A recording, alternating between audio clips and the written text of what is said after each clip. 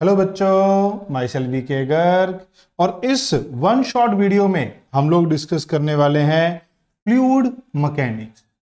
Fluid mechanics अगर आप ध्यान से देखें बेटा, वैसे तो ये कहा जाता है कि इसकी वेटेज कम है, बट इसके ऊपर जब भी क्वेश्चन आते हैं, डायरेक्ट फॉर्मूला बेस्ड क्वेश्चन आते हैं बेटा, और एनटीए का कोई भरोसा नहीं कब किस में से कितने क्वेश्चन वो पूछ ले। अगर आप जेई मेन के पीवाईक्यू देखेंगे तो कभी भी किसी साल 11 क्वेश्चन आते हैं, किसी साल 45 क्वेश्चन आते हैं किसी चैप्टर में से, तो ये शिफ्ट होता रहता है। किसी साल फ्लूइड मैकेनिक्स में से 3 क्वेश्चन भी आए हैं, किसी साल 1 क्वेश्चन भी आया है। तो अगर आप ध्यान से देखें तो इसके जो अगर हम ये वन शॉट बता रहे हैं, अगर आप सिर्फ नोट्स भी रिवाइज कर लें तब भी 99% चांस है कि अपने जो +4 मार्क्स हैं वो कंफर्म हो जाएंगे। ओके, तो स्टार्ट करते हैं। फ्लूइड्स क्या होता है बेटा? The substance which can flow, उनको फ्लूइड बोलते हैं। फ्लूइड एक्सर्ट पुशिंग फोर्स, ये आपको पता होना चाहिए कि अगर आप कंटेनर में लिक्विड को डालते हैं तो लिक्विड हमेशा पुश करता है, वो पुल नहीं कर सकता। Ideal fluid exert normal force, जो आइडियल फ्लूइड है अगर आप किसी कंटेनर में वाटर को डालते हैं तो वो सरफेस के परपेंडिकुलर ही फोर्स लगाता है। फ्लूइड मैकेनिक्स चैप्टर में हम यहां पर क्या पढ़ते हैं बच्चों? हम यहां पर पढ़ते हैं हाइड्रोस्टैटिक, जिसमें हम देखते हैं कि fluid is at rest. Hydrodynamics, जिसमें हम देखते हैं वाटर और liquid is in motion. Fluid properties बेटा, जिसमें हम पढ़ते हैं विस्कोसिटी एंड सरफेस टेंशन। और अगर मैं बात करूं तो यही हमारे पास मेन इंपॉर्टेंट पार्ट है इस चैप्टर का। इन पहले 2 पार्ट में फ्लूइड को आइडियल माना जाता है। आइडियल फ्लूइड का मतलब है incompressible, non viscous, zero surface tension. सबसे पहली टर्म आती है बेटा डेंसिटी। डेंसिटी क्या होती है? मास अपॉन वॉल्यूम, केजी पर मीटर क्यूब। वाटर की डेंसिटी काफी सारे चैप्टर में यूज होती है, तो ये पता होना चाहिए 1000 केजी पर मीटर क्यूब। या फिर बच्चे कहते रहते 1 सर 1 कौन सी यूनिट में? सीजीएस में, ग्राम पर सेंटीमीटर क्यूब। मरकरी की इससे 13.6 टाइम्स ज्यादा होती है। फिर आता है वॉल्यूम, काफी सारे चैप्टर में ये काम आता है बेटा। 1 metre cube volume is equal to 1000 litre. बाकी यहां पर मैंने कन्वर्जन आपको बताई हुई है। जो मेन आपको थर्मोडायनेमिक्स में कैलोरीमेट्री में भी काम आता है वो क्या है? Mass of 1 litre water is 1 kg, where as mass of 1 centimetre cube is 1 gram. ये हमने थर्मोडायनेमिक्स में वन शॉट वीडियो में जो एक क्वेश्चन यूज किया था उसमें भी हमने ये प्रॉपर्टी या ये जो हम कह सकते हैं रिजल्ट यूज किया था बेटा। रिलेटिव डेंसिटी क्या होती है बच्चों? रिलेटिव डेंसिटी होती है density of substance divide by density of water. इसके ऊपर बेस्ड भी यूनिट डायमेंशन में एक क्वेश्चन मिल जाता है। बच्चे इसे रिलेटिव वेलोसिटी के साथ रिलेट कर देते हैं कि v2 माइनस v1, ऐसे ही रिलेटिव डेंसिटी होती होगी ρ2 माइनस ρ1। तो इसकी यूनिट या डायमेंशन मार्क कर देते हैं मीटर, केजी, यानी कि ml इनवर्स बेटा। क्लियर है? बट इसकी कोई यूनिट नहीं होती, इसकी कोई यूनिट नहीं होती बेटा। आपको ये ध्यान रखना है, it is a dimensionless quantity, it is a dimensionless quantity. ये काफी सारे बच्चे गड़बड़ करते हैं जिनको ये याद ना हो कि रिलेटिव डेंसिटी क्या होती है। तो अगर मैं देखूं तो इसी को स्पेसिफिक ग्रेविटी भी बोलते हैं बेटा। अगर हम देखें तो मरकरी के लिए ये कितना हो जाएगा? 13.6। यहां देखिए मेंशन किया हुआ है it has no unit, it has no unit बेटा। अगर आप एक से ज्यादा लिक्विड को मिक्स करेंगे तो डेंसिटी क्या होगी? Total mass by total volume. 2 special case हैं, अगर आप दोनों की सेम डेंसिटी मिक्स कर दें, सेम वॉल्यूम को मिक्स कर दें बेटा, तो मैंने इसको रिलेट किया है वेलोसिटी के साथ पोजीशन बाय टाइम। यहां पर अगर मैं देखूं तो मास क्या होता है, डेंसिटी क्या होती है? मास अपॉन वॉल्यूम। अगर आप टाइम सेम है, यहां वॉल्यूम डिनोमिनेटर सेम है, तो वहां एवरेज वेलोसिटी क्या थी? v1 plus v2। यहां एवरेज डेंसिटी क्या है? ρ1 प्लस ρ2। अगर मास सेम है, न्यूमिनेटर सेम है, वहां x सेम था, तो वेलोसिटी ये थी, यहां डेंसिटी क्या हो जाएगी बेटा? 2 ρ1 ρ2 डिवाइड बाय ρ1 प्लस ρ2। क्या ये बात समझ में आई? अगर इक्वल मासेस हैं इक्वल मासेस इक्वल पोजीशन। क्या ये बात समझ में आई बेटा आपको? क्लियर है? अगर इक्वल वॉल्यूम मिक्स करेंगे तो डेंसिटी ये होगी। याद रखने के लिए आप वेलोसिटी के फॉर्मूला के साथ रिलेट कर सकते हैं। उसमें वॉल्यूम नीचे थी, इसमें टाइम नीचे था। इक्वल टाइम के लिए ये एवरेज वेलोसिटी थी। क्लियर है बेटा? प्रेशर, प्रेशर क्या होता है बच्चों? Thrust upon area. थ्रस्ट क्या है? थ्रस्ट होती है normal force acting on an area. तो फोर्स का वो कंपोनेंट जो परपेंडिकुलर होगा बेटा, यहां पर एंगल गलत ड्रॉ किया गया है। देखिए यहां पर एंगल हमारे पास क्या आना था बच्चों? ये नॉर्मल के साथ एंगल थीटा आना था। ठीक है, क्योंकि आपको पता है ये नोट्स हमने बाहर से बनवाए हैं बेटा। इस नोट्स में मेहनत लगी है हमारी प्यारी सी बेटी, हमारी स्टूडेंट नमिता बेटा। ठीक है, उनकी भी काफी मेहनत इस नोट्स में लगी है। बनाए ये किसी और ने लिखे हैं, बट नमिता ने लिखकर दिए थे पहले, फिर किसी और से फाइनली ये लिखवाए गए हैं। Okay, SI unit Newton per metre square, pascal बोलते हैं बेटा। अदर यूनिट क्या है? एटीएम। 1 एटीएम प्रेशर किसके बराबर होता है बेटा? ये होता है 1.013 10⁵ newton per metre square. Mainly numerical में यही यूज करते हैं। 1 ATM is equal to 10⁵ newton per metre square. बाकी किसी यूनिट की कुछ खास जरूरत नहीं पड़ती। हाँ, कुछ क्वेश्चन में हमें इसकी जरूरत पड़ेगी कि ये 760 mm ऑफ Hg होता है, या फिर 1 ATM 10 मीटर ऑफ वाटर होता है। यानी कि अगर आप किसी कंटेनर में 10 मीटर हाइट तक वाटर डालेंगे तो उसका प्रेशर कितना होगा? 1 ATM। अगर आप किसी कंटेनर में 760 mm तक 760 mm तक मरकरी डालेंगे तो उसके बॉटम पे प्रेशर कितना होगा? 1 ATM। Okay, pressure due to fluid बेटा, अगर आपके पास कोई फ्लूइड है किसी कंटेनर में, तो उस कंटेनर में फ्री सरफेस से H डेप्थ नीचे अगर आप किसी पॉइंट पे फोर्स देखेंगे, प्रेशर देखेंगे, तो वो प्रेशर कितना हो जाएगा बेटा? रो जी एच। एच क्या है? Vertical depth of the point from the free surface. ये पता होना बहुत जरूरी है। काफी बार बच्चे एच में गलती कर देते हैं। एच क्या है? फ्री सरफेस से वर्टिकल डेप्थ बेटा। कौन सी डेप्थ? वर्टिकल डेप्थ बेटा। ओके, ये ड्यू टू लिक्विड होता है बेटा। टोटल प्रेशर क्या होगा? उसमें PATM एटमॉस्फेरिक प्रेशर ऐड हो जाएगा। क्लियर है? फिर आता है pressure at all the points lying in a plane parallel to free surface is same. Parallel to free surface बेटा, इन सभी पॉइंट पे प्रेशर क्या होगा? सेम होगा। क्यों? हाइट सेम है। अगर फ्री सरफेस इंक्लाइंड हो गई तो ये जो पॉइंट है, ये प्लेन जिसके ऊपर प्रेशर सेम है, वो भी इंक्लाइंड हो जाएगा। क्योंकि सब में हमें क्या चाहिए बेटा? Height from the free surface हमें देखनी होती है। फिर ये एक एग्जांपल यहां पर ऐड ऑन की गई है, क्योंकि काफी सारे बच्चे प्रेशर लिखने में गलती करते हैं। अगर हमारे पास ये मल्टीपल फ्लूइड डाले हुए हैं और यहां पर प्रेशर लिख रहे हैं, क्योंकि पूरा मैनोमीटर, यूट्यूब मैनोमीटर में ये काम आता है बेटा, तो इस पॉइंट पे प्रेशर किसके ऊपर डिपेंड करेगा बच्चों? मैं आपको ये भी बता दूं बेटा, हमने एक ज्ञानिस्ट ऐप लॉन्च कर दी है, जिसमें आप ये सारी वीडियोज देख सकते हैं, मॉक टेस्ट सीरीज भी दे सकते हैं बेटा। तो प्ले स्टोर से जल्दी डाउनलोड करिएगा।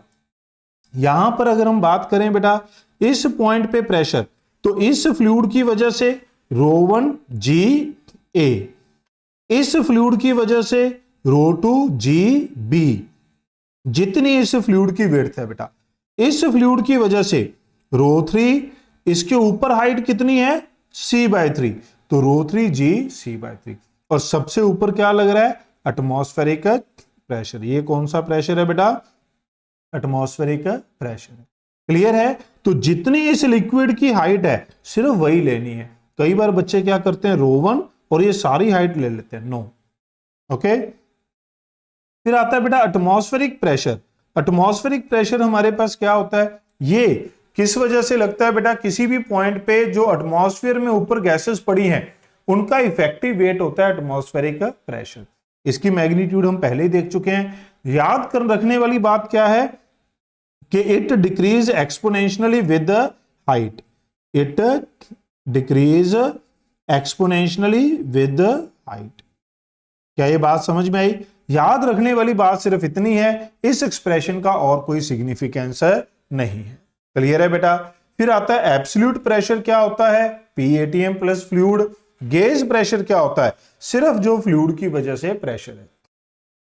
इसी चीज को यूज किया गया था 2025 नीट के एग्जाम में। थर्मोडायनेमिक्स का एक क्वेश्चन था जिसमें उन्होंने कहा था कि gauge pressure is equal to, तो वो गेज प्रेशर ये था, अगर हमें टोटल प्रेशर निकालना था तो उसमें PATM हमें ऐड करना चाहिए था बेटा।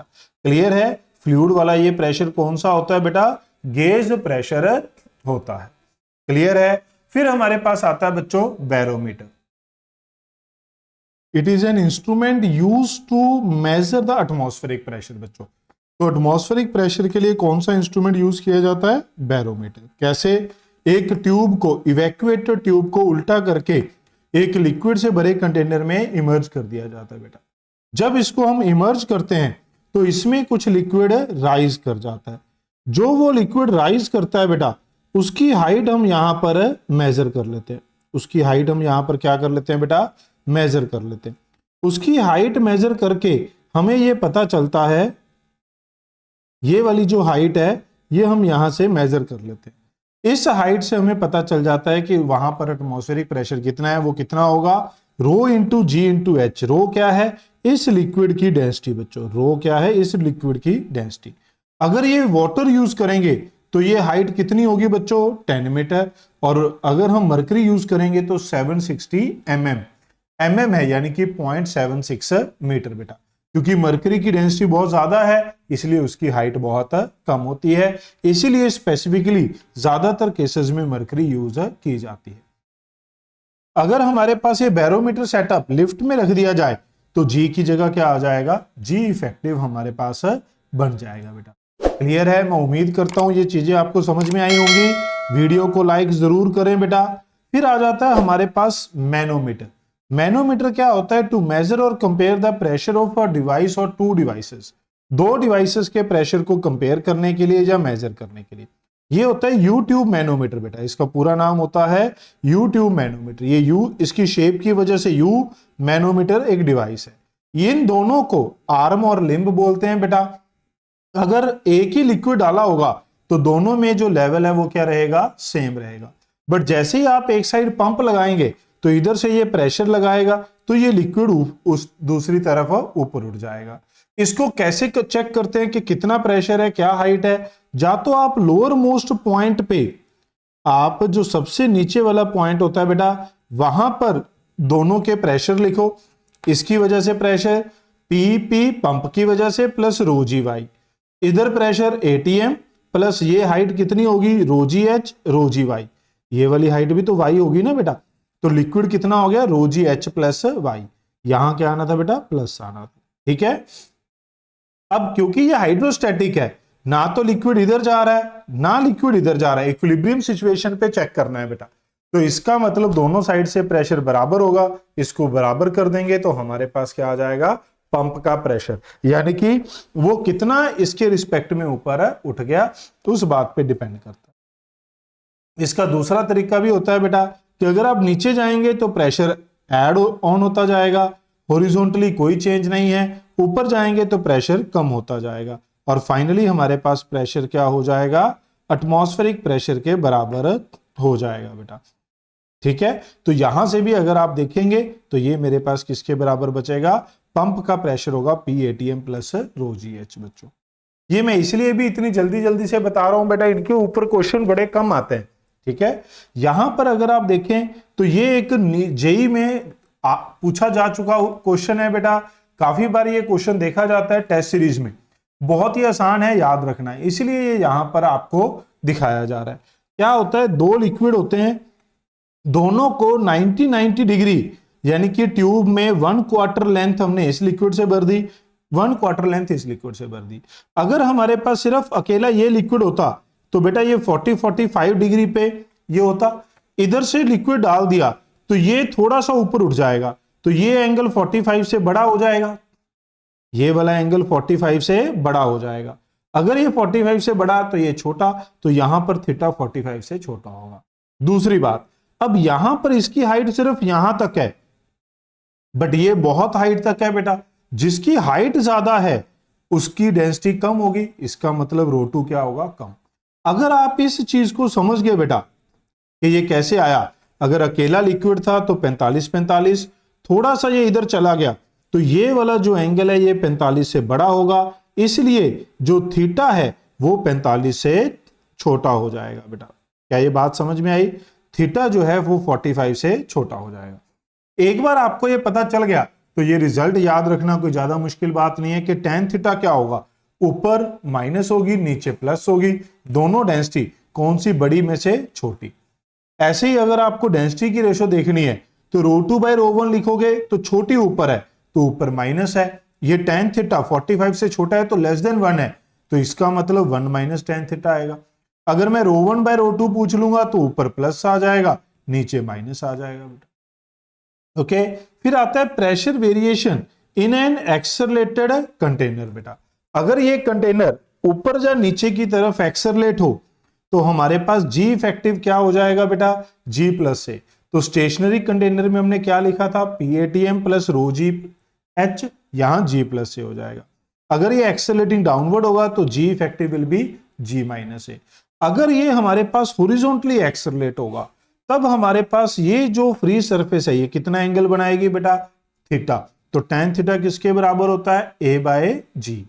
ओके, तो एक तो आपको ये रिजल्ट पता होना चाहिए बेटा यहां से, एक ये वाला रिजल्ट। अगर यहां पर आप सेम लेवल पे दो पॉइंट देखते हैं, सेम लेवल पे दो पॉइंट देखते हैं, इनके बीच की लेंथ है L, तो अगर ये इस तरफ एक्सेलरेट करेगा बेटा तो स्यूडो फोर्स किधर लगेगी, पीछे, तो पीछे की तरफ प्रेशर बढ़ता जाएगा। और आप ये देख सकते हैं यहां हाइट बड़ी है यहां हाइट कम है तो P1 will be greater than P2। Difference किसके बराबर होगा, हाइट देखते हैं तो G इंटू एच आता है बेटा रो के साथ, हॉरिजॉन्टल देखेंगे तो एक G की जगह A, H की जगह L आएगा, तो क्या आ जाएगा बेटा, रो A L आ जाएगा। क्या आ जाएगा, रो A L। क्लियर है? मैं उम्मीद करता हूं ये फॉर्मूला आपको समझ में आया होगा बेटा। आगे बढ़ते हैं। अगर ये लिक्विड घूमे बेटा, अगर एक ट्यूब में डाल के हमने इसको घुमा दिया तो किसी दो पॉइंट के बीच में प्रेशर डिफरेंस, क्योंकि जब ये घूमेगा तो प्रेशर इस तरफ बढ़ेगा बेटा, इस तरफ प्रेशर बढ़ेगा, फोर्स बढ़ती जाएगी। क्लियर है? तो अगर हम ध्यान से देखेंगे तो ये आ जाएगा x से, ये किस पे डिपेंड करेगा बेटा, स्क्वायर पे। तो ये हमारे पास प्रेशर डिफरेंस किसके बराबर आएगा, half rho omega square x square minus a square. बेटा इसकी एप्लीकेशन आती है कि अगर एक कंटेनर में हमने लिक्विड को डाल के ऐसे घुमा दिया बेटा तो ये वाली जो सरफेस है ये सरफेस कैसी होगी बेटा, वैसे तो वहां लिखा हुआ है, मैं यहां लिख देता हूं तो थोड़ा ज्यादा याद रहेगा। ये पैराबोलिक सरफेस है हमारे पास होती है। एक्सेस से अगर आप एक्स डिस्टेंस पे इस सरफेस की हाइट देखोगे, कहां से बेटा, इस एक्सेस से, ये वाली जो हाइट देखोगे तो ये हाइट कितनी होगी बच्चों, यहां पर थोड़ा सा इसे सेट करता हूं मैं, है ना, ऐसे इसको ये सेट कर लेते हैं बेटा। तो यहां पर ये हाइट है y, ये हाइट है y, समझे बेटा। तो ये हाइट y किसके बराबर होगी, omega square x square by 2g। अगर आप देखें तो ये y is proportional to x square, तो it is a parabolic variation. फिर आ जाता है बेटा हाइड्रोस्टैटिक पैराडॉक्स। इसके ऊपर भी थ्योरेटिकल क्वेश्चन बनते हैं। क्या कहता है कि अगर एक लिक्विड को हमने ये 3 डिफरेंट शेप के कंटेनर में फिल कर दिया बेटा, 3 डिफरेंट शेप के कंटेनर में फिल कर दिया बच्चों, ओके, बेस सबका क्या है, सेम है, बेस एरिया सबका क्या है, same, up to the same height. अगर हम सेम हाइट तक फिल कर देंगे, अगर हम सेम हाइट तक फिल कर देंगे बेटा तो सभी में अगर आप देखेंगे तो प्रेशर क्या होगा, सेम होगा, बेस पे फोर्स क्या होगी, सेम, क्योंकि बेस एरिया क्या है बेटा, सेम। बट वेट किस में ज्यादा होगा, इसमें लिक्विड ज्यादा आएगा बेटा, क्योंकि ऊपर एरिया बड़ा है, हाइट सेम है तो वॉल्यूम ज्यादा आएगी।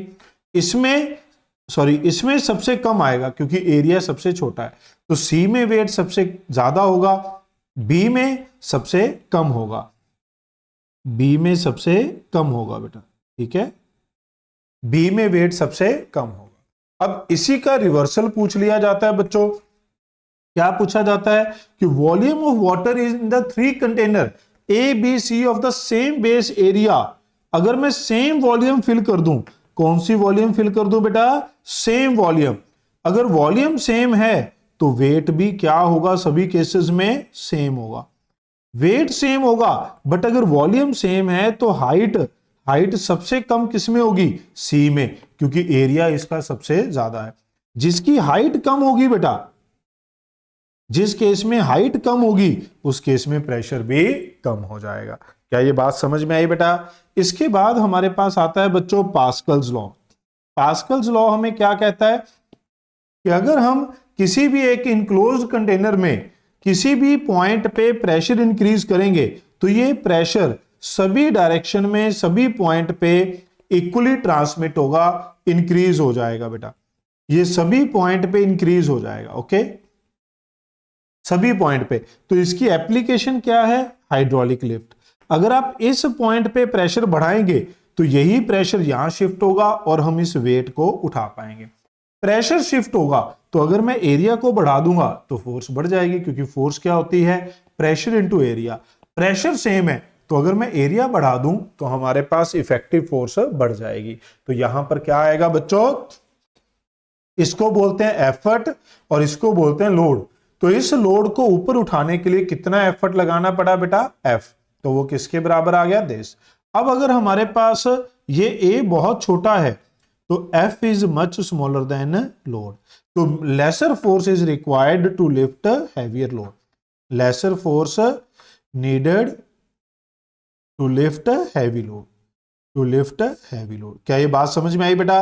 अगर आप किसी वर्कशॉप में जाएंगे तो वहां पर एक गाड़ी को एक प्लेटफॉर्म पे रखा जाता है और एक इधर से एक बंदा पैर से अपने पैडल को दबाता है और गाड़ी धीरे धीरे ऊपर उठ जाती है। इसी चीज को कहा जाता है बच्चों मैकेनिकल एडवांटेज। ये हमने कहां देखी थी, ये हमने एनएलएम में देखी थी, ये हमने रोटेशन में देखी थी बेटा। ये यहां फिर आ गई। क्या होता है, load to be lifted divide by effort to be applied. तो वो किसकी रेशो में आएगा बेटा, सीधा सीधा एरिया की रेशो में आ जाएगा। फिर होता है बेटा वॉल्यूम तो सेम रहेगी क्योंकि इनकंप्रेसिबल फ्लूइड है, तो अगर ये एल लेंथ नीचे आएगा तो ये वाई ऊपर जाएगा, तो वॉल्यूम क्या हो जाएगी, ए इंटू एल, ए इंटू वाई। तो ये वाई आ गया ए बाय एल। तो ये वाई क्या है, load raised by height Y in one stroke बेटा। एक स्ट्रोक में लोड कितना ऊपर उठेगा, और एल क्या कहलाती है, स्ट्रोक लेंथ, यानी कि पिस्टन एक बार में कितना नीचे जाएगा। ठीक है, ये एक स्पेशल क्वेश्चन है बच्चों। क्या होगा अगर ये एक सिलेंड्रिकल गेट हो और यहां पर मैं फ्लूइड यहां भर दूं, तो बेटा फ्लूइड हमेशा किधर फोर्स लगाता है, सिलेंड्रिकल गेट सरफेस के नॉर्मल लगाता है। अगर ये नॉर्मल लगाएगा तो ये इस सेंटर में से पास करेगा बेटा, तो सभी पॉइंट पे जो फोर्स लग रही है it pass through the centre. अगर ये सेंटर से पास करेगी तो इसकी वजह से टॉर्क क्या हो जाएगी बेटा, जीरो हो जाएगी। इसकी वजह से टॉर्क क्या हो जाएगी बच्चों, जीरो हो जाएगी। तो ये एक स्पेशल क्वेश्चन है जो कई बार पूछ लिया जाता है। It is very important for NEET aspirants बेटा। ओके, नेक्स्ट अगर आप देखें बेटा, force and the torque on the side wall. Force and the torque on the side wall के ऊपर बेटा फोर्स एंड टॉर्क क्या होंगी बेटा, अगर आप मेरा साथ दें तो एक वॉल है, ये वाली साइड वॉल है, इधर लिक्विड है बेटा, तो आपको पता है डेप्थ के साथ प्रेशर बढ़ता है बेटा। यहां प्रेशर क्या होगा, जीरो। यहां पर वाई डेप्थ पे प्रेशर क्या होगा बच्चों, ये होगा रो जी वाई। और यहां पर बॉटम पे प्रेशर क्या होगा बच्चों, रो जी एच। क्या ये बात समझ में आई बेटा? तो एवरेज प्रेशर क्या होता है, क्योंकि pressure varies linearly, linear variation है, इसलिए एवरेज प्रेशर क्या होगा, मीन। यहां पर मिनिमम, यहां मैक्सिमम, डिवाइड बाय 2। फोर्स कितनी हो जाएगी, average pressure into area of contact बेटा।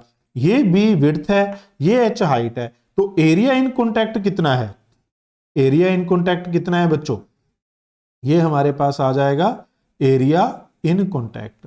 तो एरिया इन कॉन्टैक्ट हमारे पास कितना है, H इंटू बी। तो जब आप इन दोनों को मल्टीप्लाई करेंगे तो ये फोर्स आ जाएगी, जो यहां पर लिखी हुई है बेटा अलग से हाईलाइट करके। क्लियर है? फिर आती है टॉर्क। ये फोर्स लगेगी कहां, इफेक्टिव फोर्स। जैसे हम कहते हैं ना बेटा कि वेट है, जो वेट है वो सभी, अरे ये क्या हो रहा है, जो वेट है वो सभी पॉइंट से लगता है, बट हम सेंटर ऑफ ग्रेविटी पे उसको इफेक्टिव मानते हैं।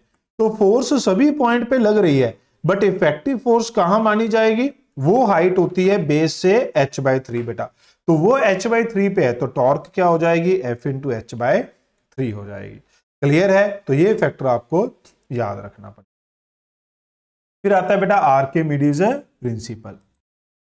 ये अब सिलेबस का पार्ट नहीं है बेटा आर्किमिडीज प्रिंसिपल, बट थोड़ा सा 2-3 मिनट लेकर मैं आपको ये बेसिक, क्योंकि इलेक्ट्रोस्टैटिक में या बाकी चैप्टर में एसएचएम में भी ये थोड़ा बहुत यूज हो जाता है। तो इसमें क्या कहता है कि जब हम, मैं पूरा नहीं पढ़ूंगा, किसी बॉडी को किसी लिक्विड में हम इमर्ज करते हैं तो वो लिक्विड को डिस्प्लेस करती है, जिसकी वजह से बॉडी का जो वेट है वो लॉस हो जाता है। तो एपरेंट वेट क्या होता है बेटा? Actual wait minus weight of liquid displaced. उस वेट ऑफ लिक्विड डिस्प्लेस्ड को क्या बोलते हैं? बुआयंट फोर्स बेटा। इसको क्या बोल देते हैं? बुआयंट फोर्स बोल देते हैं। क्लियर है? तो ये इसको क्या बोलते हैं? Apparent wait. इसको बोल देते हैं बेटा एपरेंट वेट। ओके, बुआयंट फोर्स किसके बराबर होती है? इसकी जरूरत, हमें फॉर्मूला की जरूरत पड़ती है एसएचएम में, इलेक्ट्रोस्टैटिक में भी। Density of liquid, volume of body inside liquid into g बच्चों। क्लियर है? ये बुआयंट फोर्स का फॉर्मूला होता है। बुआयंट फोर्स ऊपर लगेगी, वेट नीचे, टेंशन या जो इसकी रीडिंग होती है उसी को हम क्या बोलते हैं? एपरेंट वेट बेटा। क्लियर है? फिर हमारे पास इसमें जो केस है, when body is completely immersed in liquid, जब बॉडी कंप्लीटली इमर्स्ड होगी तो एपरेंट वेट क्या होगा? Weight 1 minus density of liquid divide by density of body. ये एसएचएम में भी यूज होगा और ये हमारे पास इलेक्ट्रोस्टैटिक के क्वेश्चन में भी यूज होगा, जिसके ऊपर 3-4 क्वेश्चन जेईई मेन में आए हैं पिछले 2 सालों में। क्लियर है? फिर आता है कंडीशन ऑफ फ्लोटेशन। ये क्या है बेटा? Apparent wait. जब बॉडी को लिक्विड में डाल दिया तो कितना वेट वो पोजेस करेगी? ये हवा में actual wait 1 minus density of liquid density of body. ये मैंने रिपीट कर दिया आपके लिए। कंडीशन ऑफ फ्लोटेशन बेटा क्या है? डेंसिटी ऑफ बॉडी अगर डेंसिटी ऑफ लिक्विड से कम होगी तो बॉडी सरफेस के ऊपर पार्शली इमर्स्ड फ्लोट करेगी। अगर वो फ्लोट करेगी तो इसका मतलब उसके वेट को बुआयंट फोर्स ने बैलेंस कर दिया, तो एपरेंट वेट क्या हो गया? 0। ये इस क्वेश्चन का भी यूज आता है एसएचएम में बेटा, बट इसके ऊपर एक आधा क्वेश्चन ही देखने को मिलता है। क्या कह रहा है हमारे पास? ये कहता है fraction of volume inside the liquid. Liquid के अंदर बॉडी की कितनी फ्रैक्शन होगी? तो वो होती है V in by V body. ये होता है density of body by density of liquid. यही है if body is uniform area तो fraction of height inside liquid. अगर हमारे पास मान लो ये कोई ब्लॉक लिक्विड के अंदर है बेटा, तो यहां पर ये इमर्स्ड है लिक्विड के अंदर, तो ये वाली हाइट इनसाइड है और ये हमारे पास टोटल हाइट। क्लियर है? तो टोटल हाइट, हाइट इनसाइड, तो इनकी रेशियो हमारे पास density of body by density of liquid के प्रोपोर्शनल होगी। फिर हमारे पास आ जाता है बच्चों हाइड्रोडायनामिक्स। मैंने कहा था 2-3 मिनट में हम उस आर्किमिडीज के इंपॉर्टेंट फॉर्मूला देख लेंगे। हाइड्रोडायनामिक्स में ये होता है it is the study of flow of motion. इसमें कुछ बेसिक बातें होती हैं। स्टेडी फ्लो, स्टेडी वर्ड आप कई चैप्टर में यूज करते हैं, करंट इलेक्ट्रिसिटी में, थर्मोडायनामिक्स में। जब हमारे पास कोई फ्लो पैरामीटर टाइम के साथ चेंज ना हो, flow parameter do not change with the time. Streamline flow, जब ऐसे बहुत सारे स्टेडी फ्लो को हम एक पाइपलाइन के अंदर स्टडी करते हैं बेटा। In this type of flow each particle follow it's proceeding particle. इसमें हर एक पार्टिकल अपने आगे वाले पार्टिकल को फॉलो करता है बेटा, हर एक पार्टिकल अपने आगे वाले पार्टिकल को, तो इसको बोलते हैं लाइन ऑफ फ्लो। ऐसी बहुत सारी लाइन को बोल देते हैं ट्यूब ऑफ फ्लो बच्चों। फिर आता है two stream line can never intersect each other, two field line never intersect each other बेटा, ये इंपॉर्टेंट है।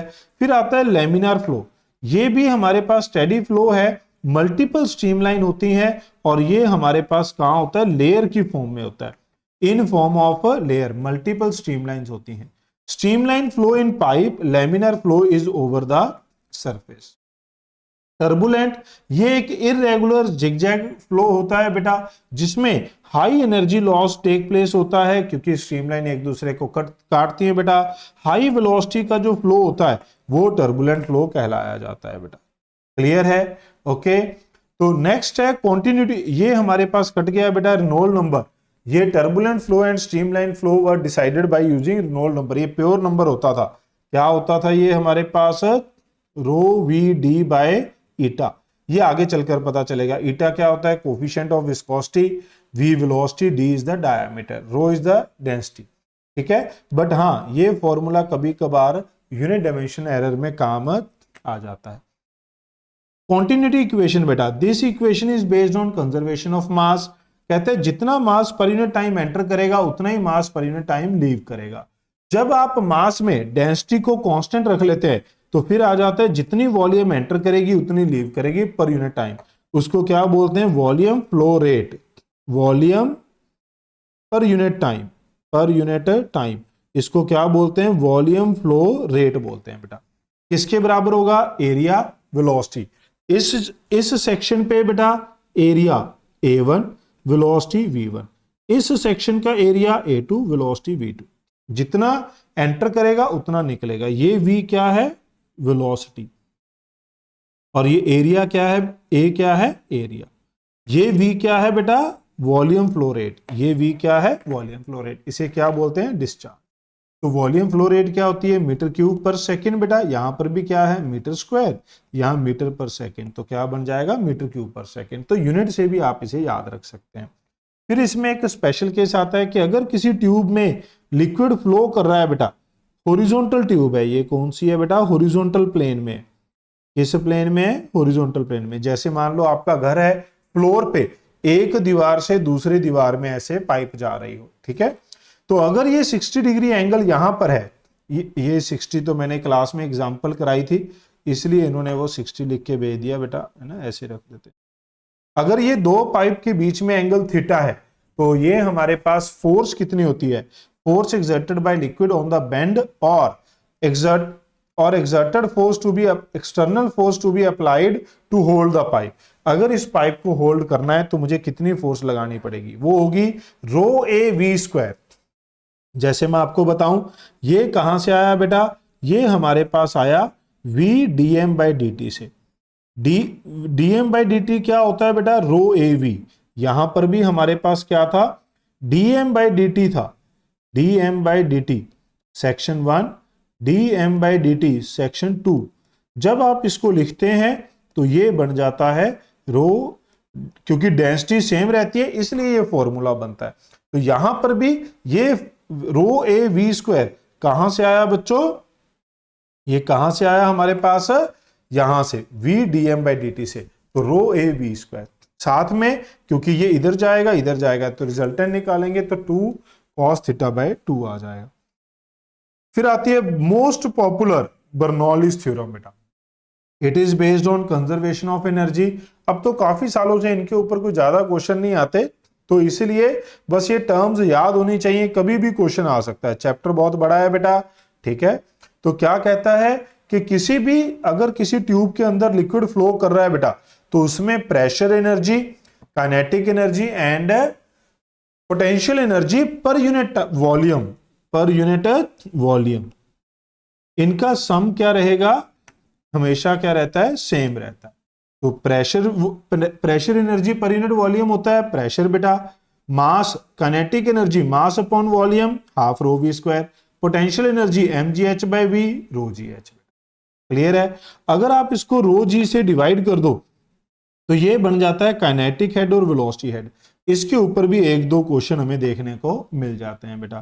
फिर आता है ये वाला केस बेटा, ये इंपॉर्टेंट है। क्या कहता है? अगर ट्यूब हॉरिजॉन्टल हो, क्या हो बेटा? हॉरिजॉन्टल ट्यूब हो, तो P1 plus half rho V square, P2 plus half. जहां पर एरिया कम होगा वहां वेलोसिटी ज्यादा होगी, वहां प्रेशर कम होगा। अक्सर बच्चे इसमें गलती करते हैं बेटा। क्यों? क्योंकि आपने बचपन से ये पढ़ा है कि एक ट्यूब में से पानी जा रहा है, आप वाटरिंग कर रहे हैं, प्लांट्स को वाटर दे रहे हैं बेटा। अगर आप इसके आगे थंब लगा लोगे, अगर इसके आगे क्या लगा लोगे बेटा? थंब, तो इसकी वेलोसिटी बढ़ जाएगी, ये दूर तक जाएगा। बट वो कहता है कि प्रेशर बढ़ गया। गलत है बेटा। अगर वेलोसिटी बढ़ गई तो प्रेशर क्या होगा? इस जगह पर कम होगा, अगर थंब लगा लिया। तो इस बात का ध्यान रखना है। तो सर हम बचपन से गलत बोलते हैं, हमारे जो एल्डर्स हैं, बड़े हैं। नहीं बेटा, वो एक्चुअल में क्या होता है, पीछे प्रेशर सेम होता है, यहां प्रेशर कम हो गया तो प्रेशर डिफरेंस बढ़ जाता है। प्रेशर डिफरेंस ही है जो वॉल्यूम फ्लो रेट को, जो वेलोसिटी को कंसीडर करता है। सिर्फ प्रेशर नहीं होता, वो liquid flow due to the pressure difference बेटा। तो ये एक बहुत ही इंपॉर्टेंट पॉइंट है जो अक्सर बच्चे मिस कर देते हैं। थ्योरेटिकल क्वेश्चन आया तो 70-80% बच्चे इसे गलत मार्क करते हैं बेटा। फिर आता है वेंचुरीमीटर बेटा। वेंचुरीमीटर क्या होता है? एक इंस्ट्रूमेंट होता है जो पाइप के अंदर लिक्विड फ्लो को जो है वो मेजर करता है कि कितना लिक्विड फ्लो कर रहा है पर यूनिट टाइम। ओके, अब इसमें दो सेक्शन होते हैं। एक ये, इस इंस्ट्रूमेंट को वेंचुरीमीटर कहा जाता है। इस इंस्ट्रूमेंट को क्या कहा जाता है बेटा? वेंचुरीमीटर। इसकी थोड़ी सी लेंथ बढ़ानी पड़ेगी क्योंकि ये यहां से यहां नहीं होता, ये थोड़ा सा आगे तक लेके जाएंगे, यहां से यहां होता है ऐसे। इस सेक्शन से इस सेक्शन तक हम क्या लेते हैं? वेंचुरीमीटर ले लेते हैं बेटा। ठीक है, अब इसके दो सेक्शन है। एक ये छोटा नेक बोल देते हैं इसे, ठीक है, यहां वेलोसिटी V2 लिख लेंगे, यहां V1 एरिया। या तो अगर आप नहीं याद रखना चाहते इस फॉर्मूला को तो सिंपल बर्नौलीज इक्वेशन लगानी है इन दोनों पॉइंट के बीच में, और कॉन्टिन्यूटी इक्वेशन लगानी है इन दोनों पॉइंट के, क्योंकि कॉन्टिन्यूटी इज ऑलवेज वैलिड बेटा। इन दोनों को जब आप सॉल्व करेंगे तो आपके पास volume flow rate through the pipe बनता है बेटा। ये क्या है? वॉल्यूम फ्लो रेट है, कैपिटल V है, through the pipe. A1 A2 2√2 delta P rho A1 का स्क्वायर माइनस A2 का स्क्वायर। अगर आप ये फॉर्मूला नहीं याद करना चाहते तो आप ये याद रखिए कि बर्नौली और कॉन्टिन्यूटी लगानी चाहिए। क्लियर है? अब डेल्टा P को कैसे चेक करते हैं बेटा? इसमें दो सेटअप होते हैं। एक तो यहां पर दो ट्यूब लगा देगा बेटा, तो यही लिक्विड यहां राइज करेगा। यहां वॉल्यूम कम है, वेलोसिटी एरिया कम है, वेलोसिटी ज्यादा, प्रेशर कम होगा। तो यहां प्रेशर ज्यादा होगा तो लिक्विड यहां पर ज्यादा हाइट तक राइज कर जाएगा बेटा। तो इन दोनों का हाइट डिफरेंस लेंगे तो ये हमारे पास ρgh। दूसरा सेटअप होता है बेटा कि अगर हम यहां पर एक U-ट्यूब मैनोमीटर लगा दें, U-ट्यूब मैनोमीटर लगाओगे तो ये वाला जो लिक्विड है ये तो यहां आएगा ही बेटा, ये तो लिक्विड यहां आएगा ही, बट यहां पर जो मरकरी है नीचे क्या फिल कर देते हैं? मरकरी। तो मरकरी सेम हाइट के लिए ज्यादा प्रेशर डिफरेंस मेजर कर सकती है क्योंकि इसकी डेंसिटी क्या होती है? ज्यादा। तो डेल्टा P क्या आ जाएगा? ρg mercury into G delta H बेटा। फिर ये हमारे पास इंपॉर्टेंट है बेटा, यहां पर ये भी इंपॉर्टेंट है, इसके ऊपर बेस्ड क्वेश्चन बनते हैं बेटा। ये इंपॉर्टेंट है कि यहां जो सेक्शन बड़ा है वहां प्रेशर ज्यादा होगा, जो सेक्शन छोटा है वहां प्रेशर कम होगा बेटा। क्लियर है? तो इसमें 3 ट्यूब भी लगा देता है, यहां बीच में एक ऑब्स्ट्रक्शन सी लगा देता है, एरिया कम हो गया तो प्रेशर कम हो जाएगा। ये आपको पता होना चाहिए। ये इसकी प्रेशर वेरिएशन है बेटा। ये किसके प्रोपोर्शनल है? Pressure variation is similar to upper part of section और similar to area, similar to area variation, area variation बेटा। ओके, जिस तरीके से एरिया वेरी करेगा उसी तरीके से प्रेशर। आप यहां पर देख सकते हैं क्रॉस सेक्शनल एरिया कैसे वेरी कर रहा है, ऐसे बेटा। तो इसी तरीके से ये वाला ही प्रेशर की वेरिएशन होगी, यही वाली प्रेशर की वेरिएशन होगी। वही लिखा है अपर part of the section, section का ऊपर वाला पार्ट लेंगे तो आपको प्रेशर वेरिएशन मिल जाएगी। ओके, फिर हमारे पास आता है बेटा इसमें, ये क्या चल पड़ा रे, अच्छा यहां मिस हो गया था ना, ये आ गया, ये आ गया बेटा टोरिसेली थ्योरम। टोरिसेली थ्योरम में क्या कहता है कि अगर कोई कंटेनर है, इसमें हम एक छोटा सा होल कर दें, किसी H डेप्थ पे छोटा सा होल कर दें बेटा, तो उसमें से जो लिक्विड बाहर आएगा उसको क्या कहा जाता है? Efflux. ये क्या होता है बेटा? Liquid stream coming out of the hole, उसको क्या बोलते हैं? ई फ्लक्स। इसकी स्पीड किसके बराबर होगी कि अगर आप इस हाइट से एक बॉल को ड्रॉप कर दें तो जब वो इस लेवल पर आकर वेलोसिटी अटेन, स्पीड अटेन करेगी तो वो कितनी स्पीड अटेन करेगी बेटा? वही इस ई फ्लक्स की स्पीड होती है, वही इस ई फ्लक्स की स्पीड होती है बेटा। क्लियर है? होल को ओरिफिस भी बोलते हैं बेटा, इस बात का ध्यान रखना, न्यूमेरिकल में ओरिफिस वर्ड यूज कर लिया जाता है। अब ये जो स्पीड होती है बेटा, जनरल ज्यादातर केसेस में क्या होता है? स्पीड ऑफ ई फ्लक्स है, ये होता है √2gh। बट फॉर न्यूमेरिकल्स बेटा, न्यूमेरिकल पर्पज से न्यूमेरिकल में वेरिएशन आती है कि हमारे पास दो लिक्विड फील्ड हैं, तो एक नीचे वाले होल में से बताओ कितनी स्पीड से निकलेगा, लिक्विड के ऊपर पिस्टन रख दिया तो बताओ कितनी स्पीड से निकलेगा। एक लिक्विड भरा हुआ है, यहां पर एक प्रेशर दे दिया 3 atm, तो बताओ यहां होल करके लिक्विड कितनी स्पीड से निकलेगा। उन सभी में क्या काम आएगा बेटा, ये वाला formula 2/ρ P in minus P out. बेटा P in minus P out, P in क्या है बच्चों, यहां पर जो प्रेशर होगा वो होगा P in, यहां होल में जो प्रेशर होगा बाहर बेटा ये होगा P out. P in P out क्या है, P out pressure at a point just outside the hole, P in क्या होगा बेटा, pressure at a point just inside the hole. यहां एक बात और ध्यान रखनी है, ये वाला मैं बच्चों को अक्सर पेपर क्लास में क्वेश्चन देकर इसमें फंसा लेता हूं। ये डेंसिटी किसकी होती है बेटा, उस लिक्विड की जो बाहर आ रहा। ओके, फिर इसमें हमारे पास बेटा ये रिजल्ट आता है, क्या आता है कि अगर ये स्पीड इस स्पीड से बाहर आएगा तो बाहर आके ये प्रोजेक्टाइल पाथ फॉलो करेगा बेटा, प्रोजेक्टाइल, तो इसकी रेंज क्या हो गई r। तो बेटा रेंज का फॉर्मूला क्या होता है, u√2h1h/e। तो ये h1 है, तो वर्टिकल हाइट पे डिपेंड करेगी बेटा जो रेंज है, तो ये स्पीड है, स्पीड ऑफ ई फ्लक्स बच्चों। तो यहां पर जब आप वैल्यू पुट करेंगे तो ये ऐसा बन जाएगा h-1। h-1 को क्या लिखा जा सकता है, h-h बेटा। तो मैक्सिमम रेंज कब होगी, अब यहां पर ये प्रोडक्ट है, इलेक्ट्रोस्टैटिक में भी दो चार्जेस का प्रोडक्ट मैक्सिमम कब होगा बेटा, जब ये चार्जेस बराबर होंगे। तो यहां पर भी ये प्रोडक्ट मैक्सिमम कब होगा, जब ये हाइट बराबर होगी बेटा। ग्रेविटेशन में भी पढ़ा था, ये मासेस का बराबर प्रोडक्ट कब मैक्सिमम होगा, जब ये मासेस बराबर होंगे बेटा। तो रेंज मैक्सिमम कहां होगी, हाफ पॉइंट पे बेटा, ठीक है। तो यहां पर मैंने ये बताया है, ये 2 पॉइंट की हाइट है बेटा h/2, इन दोनों की हाइट क्या ली है, सेम ली है बेटा, इन दोनों की हाइट क्या ली है, सेम। तो अगर हम देखें तो R2 क्या होगा बेटा, मैक्सिमम, क्योंकि ये h/2 पे है, और R1 R3 की हाइट क्या है, रेंज क्या है, same, for same height and depth, for same height and depth. अगर इसकी हाइट ऊपर से और नीचे से डेप्थ सेम है तो इसकी रेंज क्या होगी बेटा, सेम होगी। बट स्पीड किसकी सबसे ज्यादा होगी, जो सबसे ज्यादा नीचे है, क्योंकि ये किस पे डिपेंड करती है बेटा, depend on depth from free surface, depend on depth from free surface. Clear है।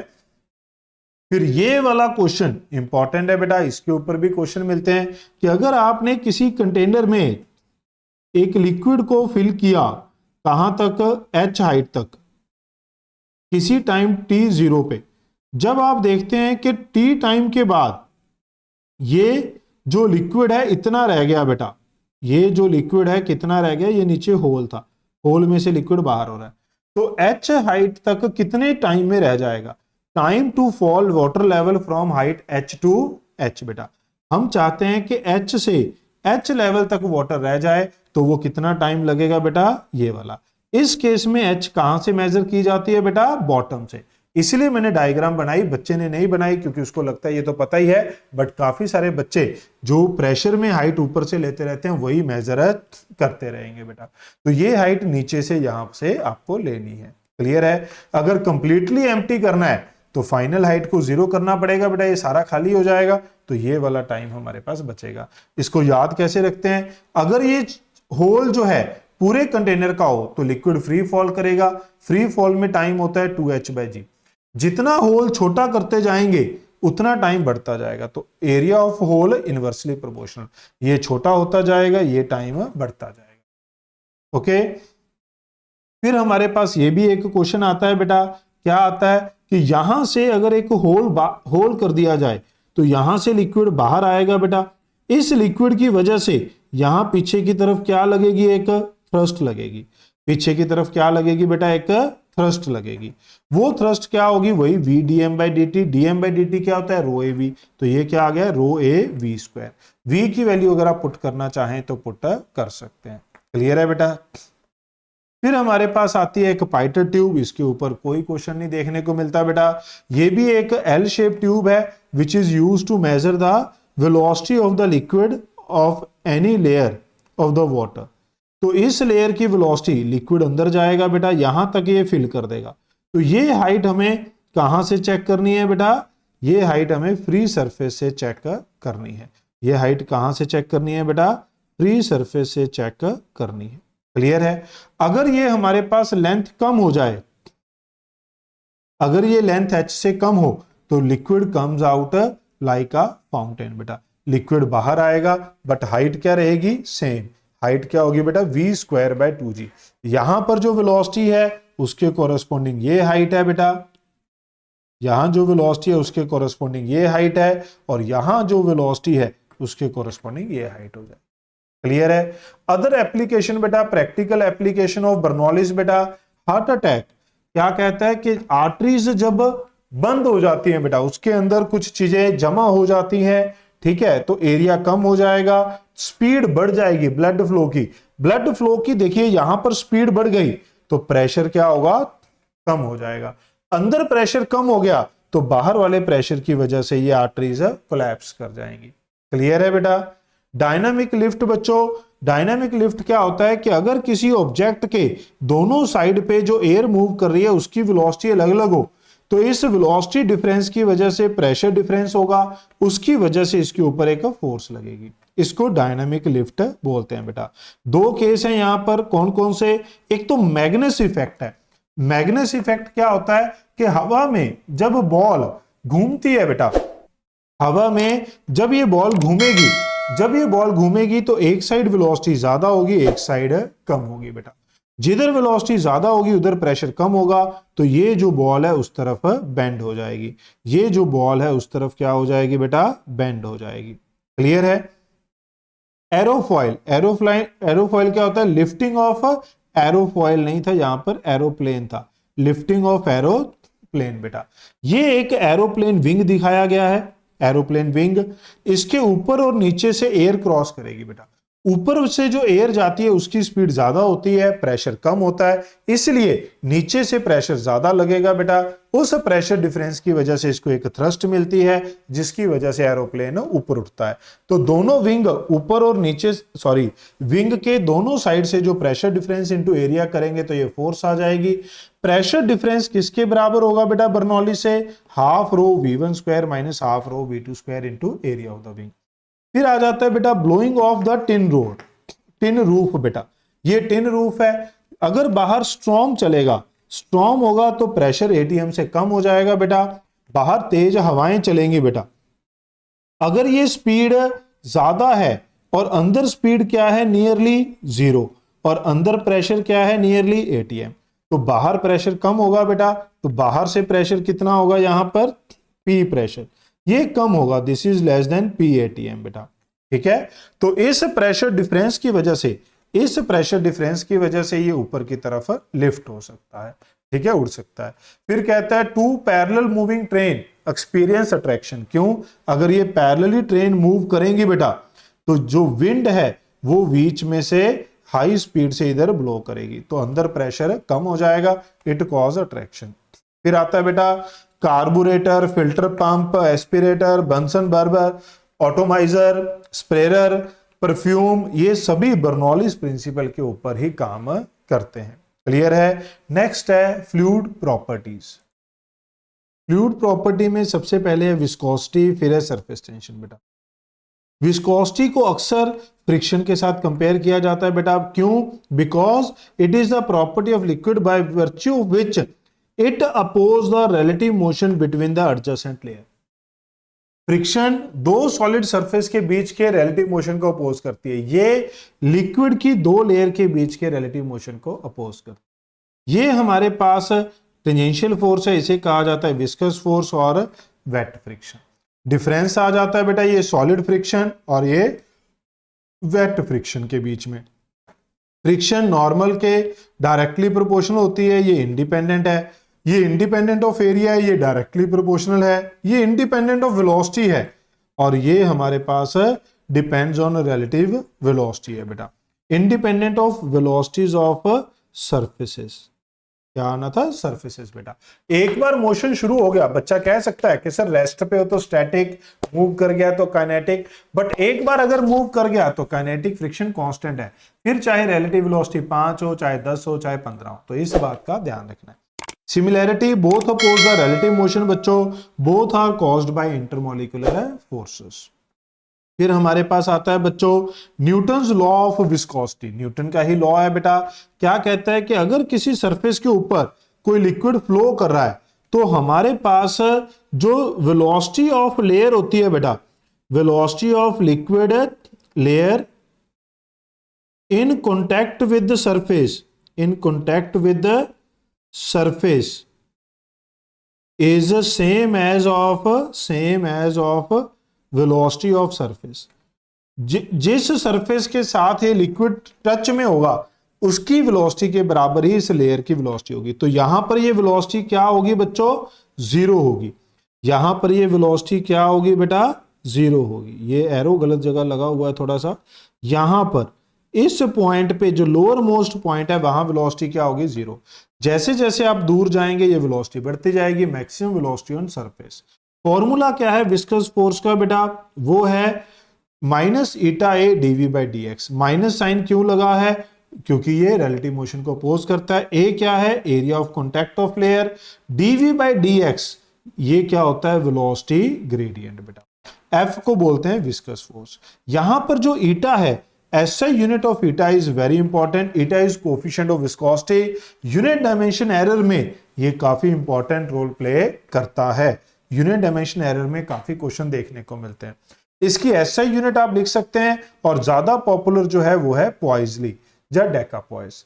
जो हमारे पास सबसे ज्यादा पॉपुलर यूनिट है वो कौन सी है, इसकी CGS यूनिट। और ये कन्वर्जन आपको आनी चाहिए, नहीं तो पेपर में फॉर्मूला सही लगा के भी आप क्वेश्चन को गलत कर सकते हैं बेटा।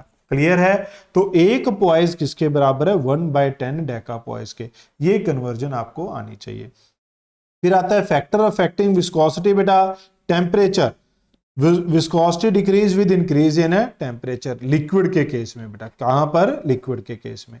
गैसेस के केस में बेटा viscosity increase with increase in temperature.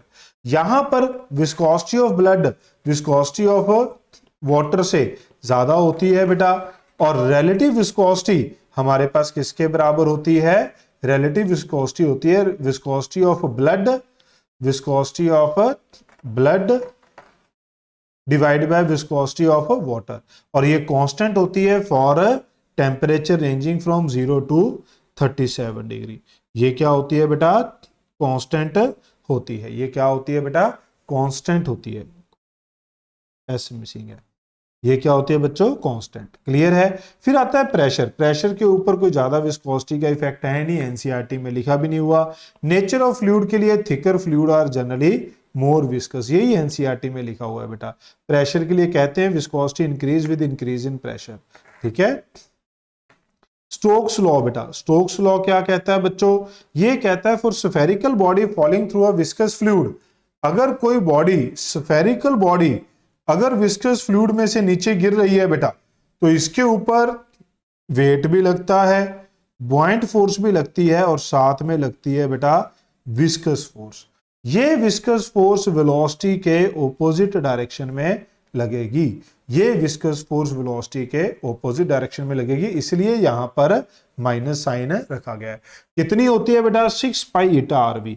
ये भी एक इंपॉर्टेंट फॉर्मूला है जिसके ऊपर आपको क्वेश्चन देखने को मिलते हैं। फिर आता है very important formula terminal speed का बेटा। टर्मिनल स्पीड की कंडीशन क्या होती है बेटा, ये कंडीशन होती है कि एक्सेलरेशन हमारे पास क्या हो जाएगा, जीरो। वेलोसिटी क्या होती है, कांस्टेंट। ये जो टर्म है ये आप इलेक्ट्रोस्टैटिक में, मैग्नेटिज्म में भी यूज करते हैं बेटा। वीडियो को लाइक जरूर करिएगा बच्चों। अगर हम बॉल को ड्रॉप कर दें तो उसकी वेलोसिटी वेरिएशन क्या होगी। For ball is drop, initial velocity क्या थी बेटा उसकी, zero. Ball is drop, initial velocity zero. ये वेलोसिटी बढ़ेगी और ये क्या आ जाएगी बेटा, कांस्टेंट हो जाएगी। कांस्टेंट होकर ये कौन सी वेलोसिटी बनेगी बेटा, टर्मिनल वेलोसिटी बनेगी। कौन सी वेलोसिटी बनेगी, टर्मिनल वेलोसिटी। ये कैसे बढ़ती है बेटा, ये टाइम के साथ एक्सपोनेंशियल इंक्रीज होती है बेटा। क्लियर है, एक्सपोनेंशियल इंक्रीज होती है। ठीक है।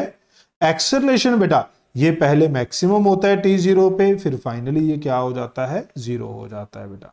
ओके। अगर हम बॉल को थ्रो कर दें, बॉल इज थ्रोन बेटा at speed more than terminal speed, तब हमारे पास क्या होगा, अगर ये टर्मिनल स्पीड से ज्यादा से थ्रो कर दी बेटा, initial speed was greater than terminal, तो धीरे धीरे कम होके इसको फाइनली टर्मिनल स्पीड के बराबर ही आना है। बट अगर हमारे पास इनिशियल स्पीड टर्मिनल स्पीड के बराबर हो तो इट्स स्पीड रिमेन कांस्टेंट। ये ग्राफ्स बहुत इंपॉर्टेंट है, पहले भी ये पूछे जा चुके हैं बेटा, पहले भी ये पूछे जा चुके हैं। क्लियर है। फिर आता है terminal speed of a rain drop. अगर रेन ड्रॉप होगी बेटा तो density of water is much much greater than density of air, इसलिए वहां पर ये एक्सप्रेशन कुछ ऐसा बन जाता है। यहां पर ये ध्यान देना होगा कि जो टर्मिनल स्पीड है ये रेडियस के डायरेक्टली प्रोपोर्शनल है एंड जो डेंसिटी का डिफरेंस है उसके भी डायरेक्टली प्रोपोर्शनल है। डेंसिटी के ऊपर बेस्ड भी क्वेश्चन आते हैं बेटा। फिर अगर आप देखें, find the ratio of terminal speed of two rain drop having masses in ratio, masses in ratio है बेटा, तो ये कितना आ जाएगा बेटा 1/2 1/4। तो आपको देखना है टर्मिनल स्पीड, अगर कुछ m मास दो ड्रॉप को कंपेयर कर रहे हैं तो दो ड्रॉप का मास m1 m2 क्या है, masses of drops, masses of drops, तो मासेस के ये डायरेक्टली प्रोपोर्शनल आ जाएगा। क्यों, कौन सी पावर बेटा 2/3। तभी तो जब n ड्रॉप्स कंबाइन होंगी तो मास क्या हो जाएगा बेटा, ये n ड्रॉप है तो इसका मास क्या हो जाएगा n टाइम्स m हो जाएगा, ये एक ड्रॉप का था। तो जो एक ड्रॉप की वेलोसिटी थी पहले वो इतनी थी, जब ये कंबाइन हो गई तो वेलोसिटी क्या बन गई बेटा ये वाली, इसीलिए वही वाला फॉर्मूला यहां पर यूज हो जाता है। ये दोनों फॉर्मूला क्या है, सेम है बेटा। क्लियर है। फिर आती है बच्चों पॉइजली इक्वेशन, ये याद रखना है बेटा, ये काफी ज्यादा यूजफुल रहने वाला है। पॉइजली इक्वेशन ये कुछ खास यूजफुल नहीं है बेटा। ये क्या कहता है कि अगर एक पाइप है, पाइप के दोनों एंड पे आपने प्रेशर P1 P2 लगा दिया तो इसमें से लिक्विड फ्लो करेगा, तो वो जो वॉल्यूम फ्लो रेट है आइडियल के केस में क्या था, आइडियल फ्लूइड में क्या था बेटा A into V, ideal fluid में क्या था एरिया इंटू वेलोसिटी। बट ये किस पे डिपेंड करता है, ईटा पे, एल पे, डेल्टा पी पे, और आर क्या है रेडियस ऑफ द पाइप पे। ठीक है, इसको जब हम क्वेश्चन क्लास में कराते हैं तो डेल्टा पी ऊपर रख लेते हैं, ये नीचे आ जाएगा, इसको बोल दिया जाता है फ्लूइड रेजिस्टेंस। फिर वो सीरीज पैरेलल लगाकर आप इसको सॉल्व कर सकते हैं बेटा। क्लियर है। ऐसे ही जो वेलोसिटी की वेरिएशन है, जब हमने न्यूटन्स लॉ ऑफ विस्कोसिटी देखा था तो हमने ड्रॉ किया था कि वेलोसिटी ऊपर जाते जाते बढ़ता है और लीनियरली बढ़ता है। बट इस केस में वेलोसिटी कैसे बढ़ती है बेटा, ये वेलोसिटी प्रोफाइल है, ये क्या है बेटा, इसको क्या बोलते हैं वेलोसिटी प्रोफाइल। ये कैसी है बेटा, ये पैराबोलिक है। कैसी है बेटा, पैराबोलिक। ये वेलोसिटी पैराबोलिकली बढ़ती है फ्रॉम द एक्सेस, एक्सेस से r डिस्टेंस पे अगर आप लेंगे तो ये पैराबोलिकली वेलोसिटी बढ़ेगी और सेंटर पे एक्सेस पे वेलोसिटी क्या होगी बेटा मैक्सिमम। क्यों, ये फॉर्मूला है बेटा, वेलोसिटी क्या होगी, ये velocity along the axis is maximum और साइड पे क्या होगी बेटा zero. Along axis velocity is maximum, in contact with the pipe velocity is zero. ये एक लाइन है और ये दूसरी लाइन है। ठीक है, ये है वेलोसिटी कहां पर, ये है velocity of liquid shown at distance r from the axis बेटा। फिर आता है सरफेस टेंशन बच्चों। तो बेटा इसमें अगर आप देखें तो सबसे पहले तो it is the property of fluid at rest due to which liquid surface contract to minimum area, contract to minimum area and behave like a stretched membrane. ये प्रॉपर्टी ऑफ फ्लूइड है जिसकी वजह से मिनिमम एरिया अटेन करने की कोशिश करती है कोई भी सरफेस बेटा। फिर कहता है due to this property of liquid surface droplet bubbles have spherical shape, इसी प्रॉपर्टी की वजह से droplet and bubble have spherical shape बेटा। ये पूछा जा सकता है क्यों होता है, सरफेस टेंशन की वजह। डिफाइन कैसे करते हैं बेटा कि एक इमेजिनरी लाइन ड्रॉ करिए, उसकी पर यूनिट लेंथ जो फोर्स लगेगी उसको सरफेस टेंशन बोलते हैं। इसकी यूनिट ध्यान में रखनी बहुत जरूरी है, this is force per unit length बेटा, this is force per unit length. Okay, dimensional formula ML, ये क्या कर दिया, अच्छा ये मीटर था, सॉरी ये क्या था बेटा मीटर। तो फोर्स होती है ML T-2 divide by L, cut जाएगा तो ये बचेगा। ठीक है। फोर्स ऑन द लेंथ क्या हो जाएगा बेटा, अगर हमारे पास कोई एल लेंथ वायर के साथ कॉन्टेक्ट में है, ये वाली, ये इसके लिए लिखा है, अगर ये कोई वायर है जो अगर हमने एक लिक्विड के ऊपर रख दिया, इसका वेट नीचे, सरफेस टेंशन फोर्स इधर लगेगी, उसके ऊपर की तरफ कंपोनेंट लोगे, तो ये जो फोर्स ऑन द लेंथ होती है बेटा, ये किसके बराबर होती है, surface tension into length. Surface tension किससे रिप्रेजेंट की जाती है बेटा, एसओटी से, सॉरी ये इसके लिए था बेटा। अगर हम एफ एस कॉस थीटा लगाएंगे तो ये हमारे पास क्या बन जाएगा, एफ एस किसके बराबर होता है बेटा, एस इंटू एल, इधर से भी एस इंटू एल, तो ये हमारे पास क्या बन गया, एस एल कॉस थीटा, और 2 से मल्टीप्लाई कर। फिर आता है बेटा extra force required to lift this block. कौन कौन सी एक्स्ट्रा, मतलब other than buoyant force and weight, वो तो लगेंगे ही, उसके अलावा जब आप इसको बाहर ले जाने की कोशिश करते हैं बेटा, तो जो लिक्विड सरफेस है वो इस तरीके से इसके साथ अलाइन हो जाती है, तो वो लिक्विड सरफेस किस तरफ फोर्स लगाती है बेटा, सरफेस टेंशन फोर्स है नीचे की तरफ। अब जितनी यहां पर सरफेस टच में है, तो यहां पर ये लिक्विड इसके साथ ऐसे टच में आ जाएगा, तो वो किस तरफ फोर्स लगाएगा, नीचे की तरफ। ऐसे ही यहां पर टच में आ जाएगा तो ये नीचे फोर्स लगाएगा। तो ये S into 2 into L into B बेटा, तो ये लेंथ इन कॉन्टैक्ट और ये विड्थ बेटा, तो टोटल कितनी आ गई, L प्लस बी आना था, मल्टीप्लाई नहीं, क्या आएगा बेटा, प्लस आएगा, क्योंकि टोटल लेंथ लिखनी है हमें, एरिया नहीं लिखना। तो L plus B, length of liquid surface in contact with the block. ठीक है, ये लिक्विड सरफेस इस ब्लॉक के साथ कांटेक्ट में आएगी, समझ गए बेटा। अगर ये डिस्क होगा तो ये वाला सरफेस टच, ये वाली लेंथ टच में आएगी, तो 2 पाई आर। अगर ये एनुलर डिस्क होगी बेटा, ये कौन सी डिस्क है, एनुलर डिस्क, जिसका अंदर का रेडियस दिया होता है और बाहर का रेडियस दिया होता है बेटा, क्लियर है, अंदर का और बाहर का रेडियस दिया होता है, तो अंदर भी लिक्विड टच में आएगा और बाहर भी लिक्विड है टच में आएगा बेटा, तो 2 pi R naught 2 pi R I. फिर ये हमारे पास नोट आता है बेटा कि अगर एक थ्रेड लूप को रख दिया जाए, और ये क्या है, एक फिल्म है, ये हमारे पास क्या है बच्चों, एक फिल्म है बेटा। अगर मैं इसको प्रिक कर दूं, पहले तो ये अंदर भी था,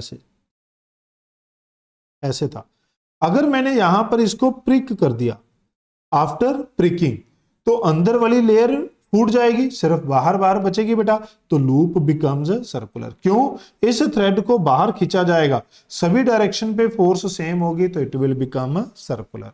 अब हमसे पूछा जाता है बेटा टेंशन इन द थ्रेड, क्या पूछा जाता है बेटा, टेंशन इन द थ्रेड, इस थ्रेड में टेंशन कितनी आएगी, वो कितनी होती है बेटा, scalar sum of radial force, ये मैंने आपको मैग्नेटिज्म में भी बताया, इलेक्ट्रोस्टैटिक में भी बताया बेटा।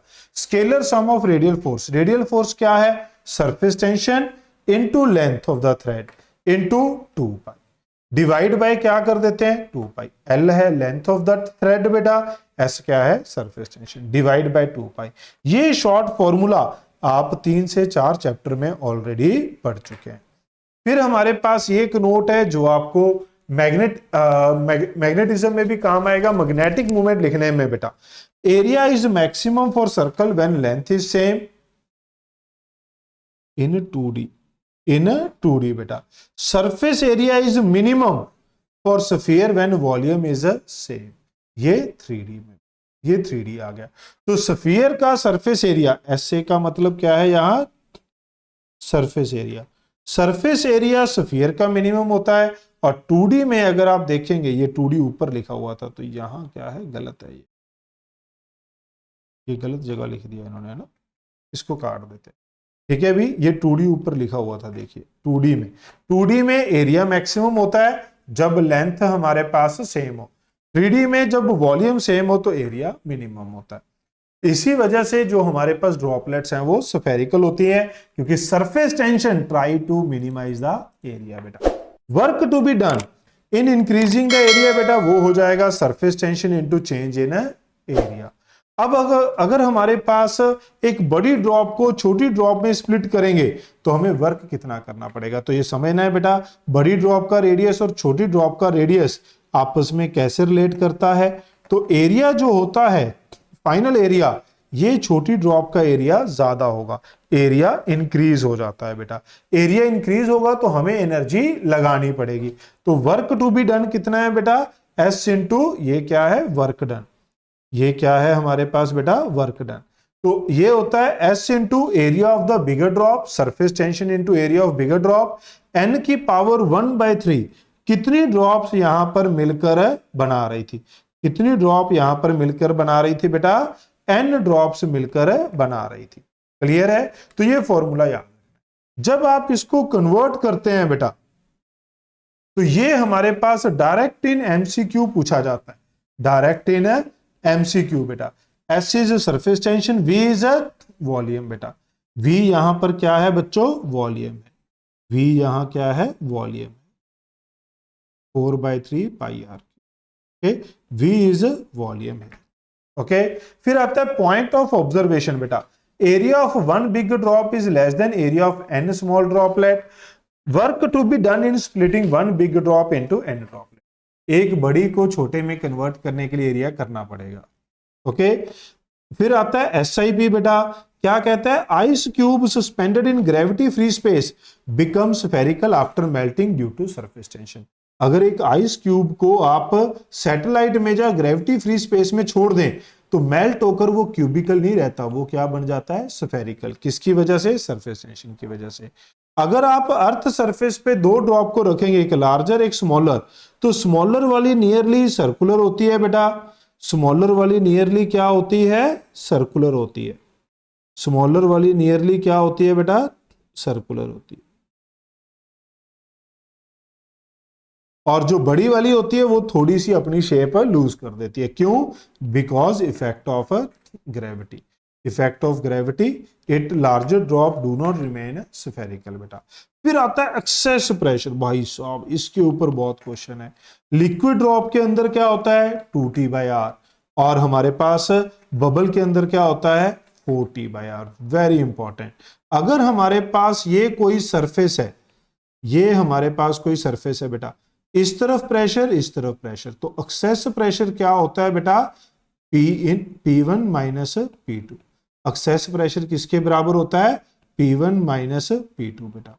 कनकेव साइड पे प्रेशर ज्यादा होगा, कन्वेक्स साइड पे कम। इन दोनों के डिफरेंस को बोलते हैं एक्सेस प्रेशर, इसीलिए P इन माइनस P आउट इसे लिखा जाता है। ये मेनली दो केस आते हैं बेटा, इसका कोई ज्यादा सिग्निफिकेंस है नहीं। एयर बबल इन वाटर, उसकी एक ही सरफेस होगी तो 2T/R। बबल की दो सरफेसेस होती हैं बेटा, बबल की दो सरफेसेस होती हैं इसलिए 4T/R लगता है। इसकी एक सरफेस होती है बेटा ड्रॉप की, इसलिए 2T/R लगता है बेटा। क्लियर है। फिर हमारे पास रिजल्ट आते हैं। अगर ये दो बबल टच में आए बेटा तो ये जो सरफेस इन कॉन्टैक्ट है इसका radius of curvature, surface in contact बेटा, इसका रेडियस ऑफ कर्वेचर बढ़ जाएगा। किसके बराबर होगा वो, 1/R1 माइनस 1/R2 के बराबर होगा। ये रिजल्ट आपको याद रखना है बेटा। फिर ये क्वेश्चन आता है बेटा, जिनको ये याद ना हो वो गलत कर देंगे। बहुत सारी एक्सपेरिमेंटल वीडियो भी इसकी YouTube पे मिल जाती हैं। क्या कहता है कि अगर एक छोटे बबल को और एक बड़े बबल को आपस में ज्वाइन कर दिया जाए तो एयर किधर से किधर फ्लो करेगी, तो ज्यादातर बच्चा कहता है कि सर दोनों बराबर हो जाएंगे। एक जर्नल टर्म है, जिस बच्चे को ये कंसेप्ट नहीं पता तो वो कहेगा सर दोनों बराबर हो जाएंगे, बट ऐसा नहीं है। Air flow from A to B बेटा, क्योंकि यहां पर जो P1 होता है ये आउटसाइड प्रेशर प्लस 4T/R1 होगा। P2 क्या होगा, आउटसाइड प्रेशर 4T/R2। रेडियस बड़ा है इसका तो प्रेशर कम होगा, इसीलिए हमारे पास P1 is greater than P2, air flow from A to B, smaller become more smaller and larger become more larger बेटा। तो एयर इस तरफ फ्लो करेगी। ओके, फिर आता है एंगल ऑफ कॉन्टैक्ट बेटा। एंगल ऑफ कॉन्टैक्ट क्या है, it is the angle between tangent drawn at a point of contact and the solid surface inside the liquid. इस पॉइंट ऑफ कॉन्टैक्ट पे जो एंगल ड्रॉ करेंगे with the tangent to the liquid surface and the solid surface inside the liquid, इन दोनों में जो आएगा उसको क्या बोला जाता है बेटा, उसको कहा जाता है एंगल ऑफ कॉन्टैक्ट बेटा। इसे क्या कहा जाता है बच्चों, इसे कहा जाता है एंगल ऑफ कॉन्टैक्ट। क्लियर है, थीटा सी। ऐसे ही अगर ये है, ये लिक्विड ड्रॉप है बेटा, ये क्या थी, लिक्विड ड्रॉप थी, इसके अंदर सरफेस और ये टेंजेंट। क्लियर है बच्चों। अब अगर ये एंगल ऑफ कॉन्टैक्ट 90 से बड़ा है तो हम कह सकते हैं बेटा कि लिक्विड की अंदर इंटरमॉलिक्यूलर फोर्सेस स्ट्रॉन्गर हैं, उसको क्या बोलते हैं, कोहेसिव फोर्स। अगर ये एंगल छोटा है तो लिक्विड इसे सरफेस के साथ स्टिक कर गया बेटा, तो adhesive forces are stronger. Liquid do not wet the surface बच्चों, ये लिक्विड के साथ स्टिक नहीं करेगा, ये लिक्विड के साथ स्टिक करेगा। एग्जांपल क्या है, glass and mercury, glass and water. ये इसमें लिक्विड, कैपिलरी ट्यूब में लिक्विड फॉल करेगा। शेप ऑफ मेनिस्कस कैसी होगी बेटा, कनकेव अपवर्ड होगी, सॉरी कनकेव डाउनवर्ड, या फिर क्या होगी बेटा, कन्वेक्स होगी। क्लियर है, shape of meniscus is a convex बेटा, और यहां पर shape of meniscus is a concave. कैसी है बेटा, कनकेव। ओके, और लिक्विड क्या करेगा, राइज करेगा। फिर आ जाता है factor affecting angle of contact and surface tension.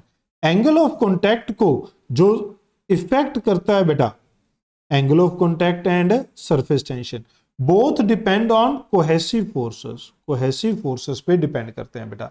तो टेम्परेचर के साथ, टेम्परेचर बढ़ने के साथ सरफेस टेंशन कम होती है। इंप्योरिटी वाला केस आपको ध्यान में रखना है, कंप्लीटली सॉल्युबल इंप्योरिटी है तो सरफेस टेंशन बढ़ेगी, पार्शली सॉल्युबल है तो सरफेस टेंशन डिक्रीज करेगी बेटा। ओके, अगर हम वाटर प्रूफिंग करते हैं किसी सरफेस की तो सरफेस टेंशन लिक्विड की प्रॉपर्टी है, उस पर फर्क नहीं पड़ेगा, बट एंगल ऑफ कॉन्टैक्ट बढ़ जाएगा, यानी कि लिक्विड स्टिक नहीं करेगा।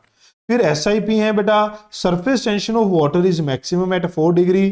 कैडमियम के लिए सरफेस टेंशन टेम्परेचर के साथ बढ़ती है। Alcohol decrease the surface tension of water. Okay बच्चों, लास्ट कंसेप्ट आता है इस चैप्टर का, कैपिलरी राइज। बच्चों, जब आप एक कैपिलरी ट्यूब को वाटर के अंदर या किसी लिक्विड के अंदर इमर्ज करते हैं तो इसमें लिक्विड राइज करता है बच्चों, लिक्विड राइज करता है। ठीक है, वाटर और ग्लास के केस में ये कनकेव अपवर्ड होता है और ये हाइट।